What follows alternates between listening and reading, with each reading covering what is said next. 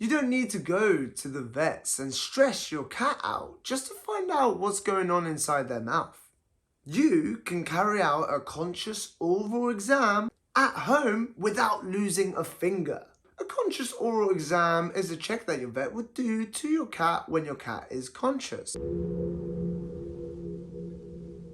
Because they are conscious, your vet would not be able to measure the periodontal depth or check under the tongue, which means that a conscious oral exam does not give you definitive results. That being said, they are a great high-level check that you can do to monitor your cat's oral health, and it lets you stay ahead of periodontal disease. The first step is that you want to look for symmetry. This is the easiest part. You are just going to look at your cat.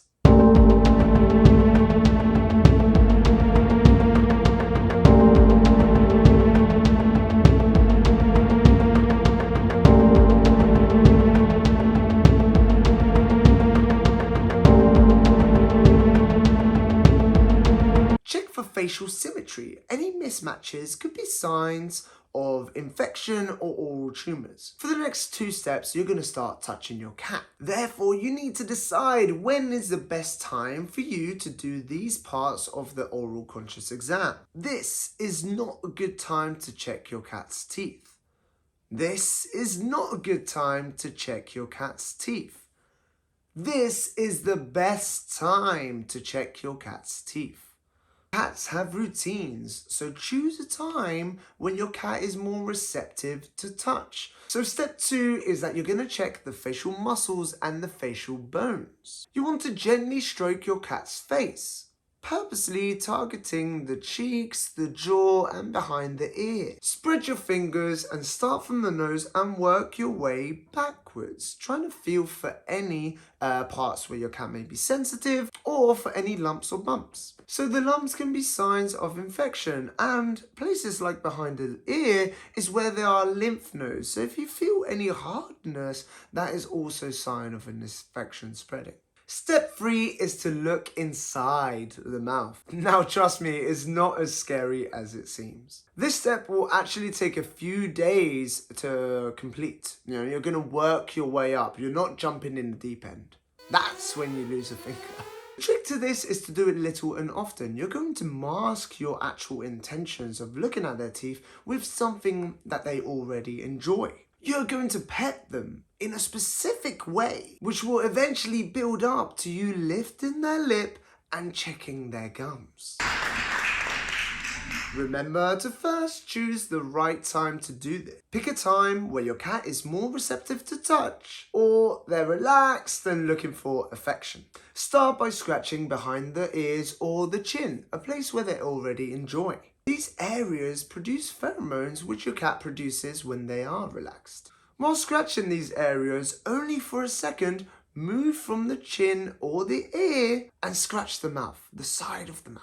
Then go back to scratching the ear or the chin. Do this for a few days, increasing the amount of time that you spend scratching the side of the mouth. What you're trying to do is desensitize them to the shock of, whoa, what are you doing touching my mouth? By doing it this way, where you're masking it in between moments of scratching their ear and their chin, you're actually increasing their tolerance because it's part of something that they're already enjoying. Imagine holding your hand over a flame. If you leave your hand over the flame, eventually it's going to burn and you're quickly getting out of there. By only leaving your hand in the flame for a few seconds at a time, your hand won't get burnt. Don't try this at home. It's the same when you're touching your cat's mouth. If you don't move your hand to the safe zone, your cat will eventually go, nope, and just leave. If this happens, don't worry, just leave it and try again when the opportunity presents itself. As your cat is getting more comfortable with you stroking the side of the mouth, start to pull the lip a little bit. Hold it for just half a second, let go, and then return to the normal stroking of behind the ear or the chin. When you do pull, make sure you are gentle. You never want to hurt your cat. Make sure you take your time and increase the amount of time that you can hold their mouth back. You are always being gentle. You're always taking your time and you are always letting your cat be in control of the situation. We have a video on the cat rules, and if you'd like to learn more about it, I'll leave a link in the description. The last step, once your cat is more comfortable with you touching and manipulating their mouth, when you pull back, you want to lift the lip up and expose the gingival margin. This is where the gum meets the tooth, and you're going to check for redness. If you see redness along the point where the gums meet the teeth, that is a sign of gingivitis, and it's important that you start speaking to your vet so they can make a full examination.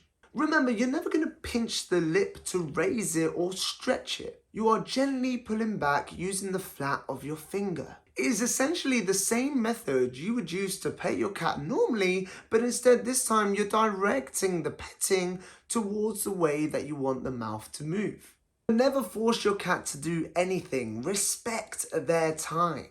And only move on to the next step if your cat has shown that they are comfortable with the previous one. And the most important thing is to always keep things positive. You are making checking their teeth a positive experience because they're going to believe that it's just normal petting. So keep positive and enjoy the purrs that come with it. If you're still unsure whether you'll be able to do this to your cat, there's an awesome company called Basepaws. What they do is that they send you a dental health test kit. You have to swab the inside of your cat's mouth only once and then send it back to them. They will measure the levels of oral microbiome in your cat's mouth that is associated to certain dental diseases, letting you know how much at risk your cat is. But do give this a try because it's a great way for you to stay on top of your cat's oral health. Take your time, and whenever the opportunity presents itself, start changing the way that you pet your cat to get them desensitized to you touching their mouth.